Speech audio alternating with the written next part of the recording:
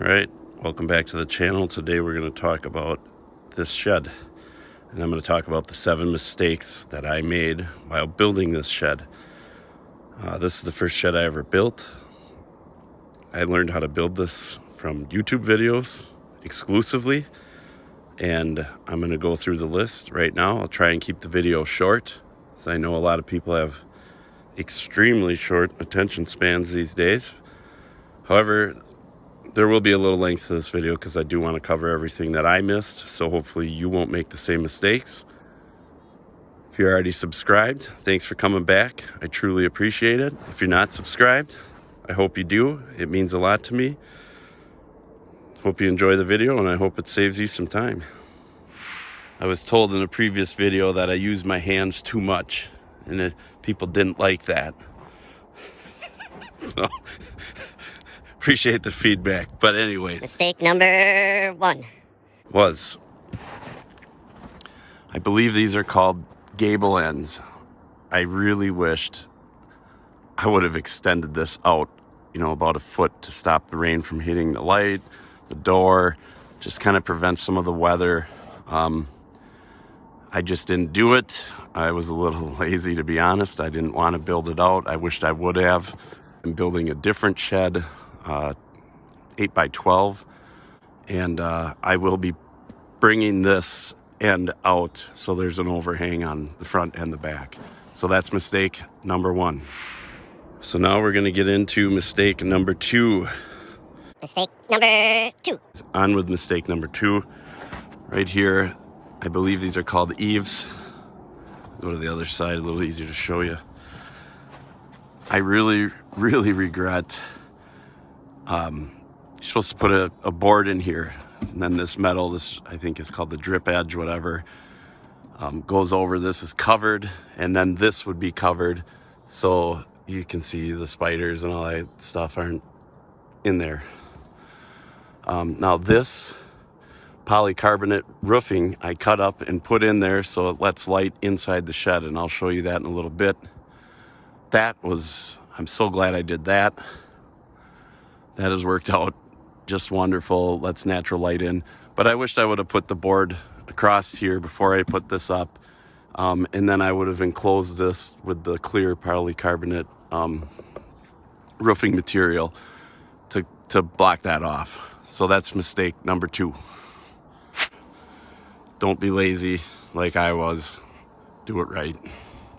Mistake number 3. Mistake number 3. Number 3. You can't see it here, but I'll zoom in. When I built the base and the floor for this shed, open the door. What I did was I used treated 2x4s to do the framing. Underneath, I dug everything out. I put fractured aggregate in, so I have great drainage. There's concrete blocks with treated 2x4 or 4x4s underneath going lengthwise, so there's no bowing. But I should have did 2x6s right here, and I really wished I would have. Too late now. I did 2x4s. They're treated, and then as you can see under here, the very bottom layer there, that is plywood. It's treated, and then I did 2 layers of OSB on top of that. So the floor is thick. I mean, I don't have any bowing or anything caving in when I'm in here, but I would have did it differently knowing what I know now. So that's mistake number 3. All right, so this is just going to be part of the walk around.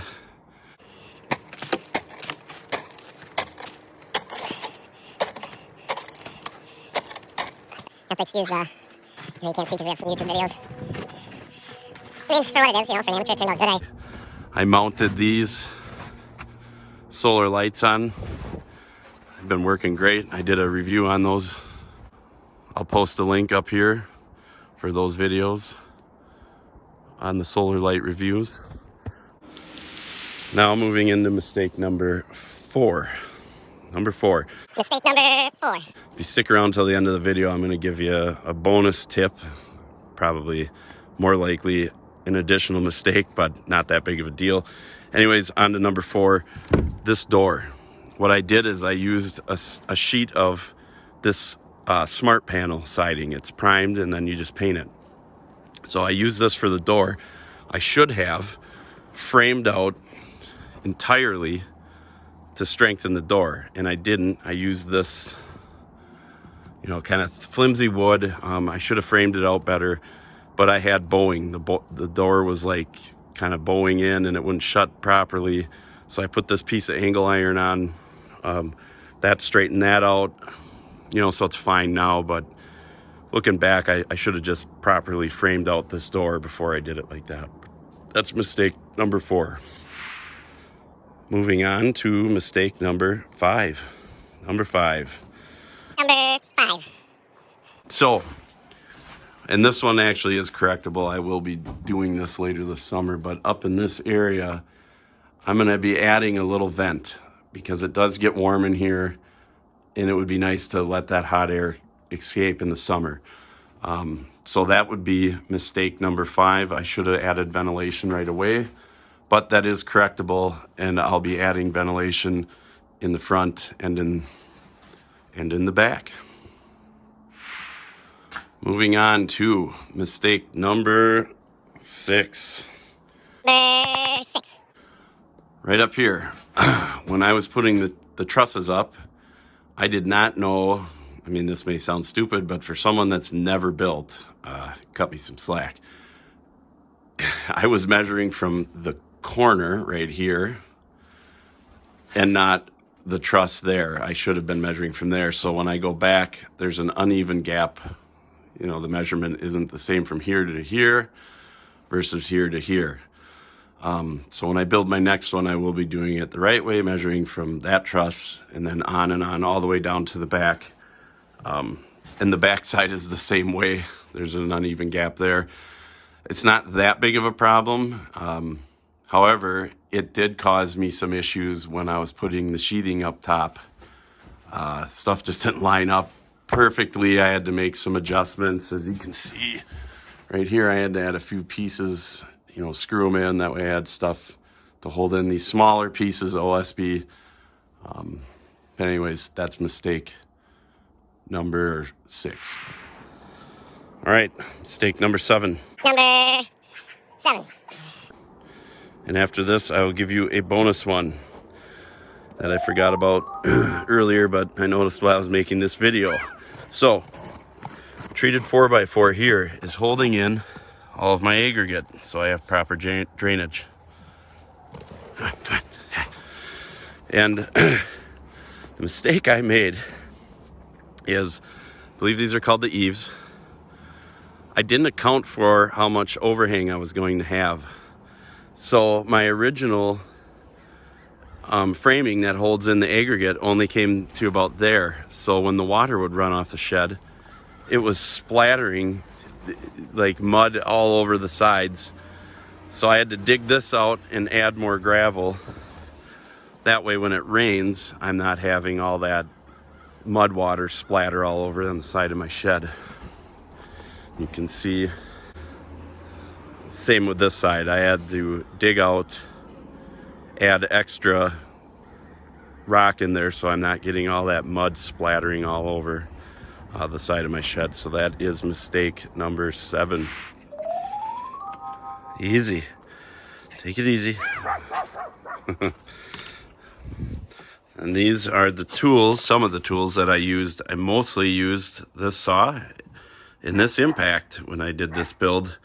You know, a hammer and other smaller tools, of course, but these were the main tools that I used for the build of this shed. All right, we're moving on to basically mistake number 8, but this is kind of more like a bonus tip. This isn't that big of a deal, but it does annoy me a little bit, and I'm not going back up on the roof to change it.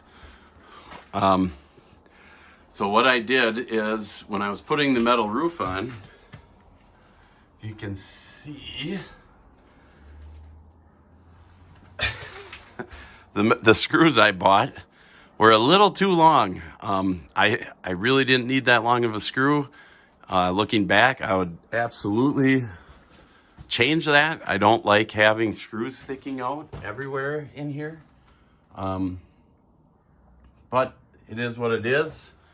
And I would definitely change that. And when I build my next shed, that will not be happening. But anyways, I'll give you a look at the polycarbonate up here. I put a bead of silicone top, bottom, and the sides on the inside and the outside. And I'll shut the door so you can see how much light that lets in. I mean, those sheets were fairly inexpensive. I think I paid like $50 for them. But you can see all the natural light that it lets in throughout the whole shed. Now, granted, I have a window here, you know, and then this is acting as a window too, but that piece of polycarbonate comes one full sheet, easy to cut, and then I just cut them out for every spot and put silicone on the inside and the outside, and it's worked great.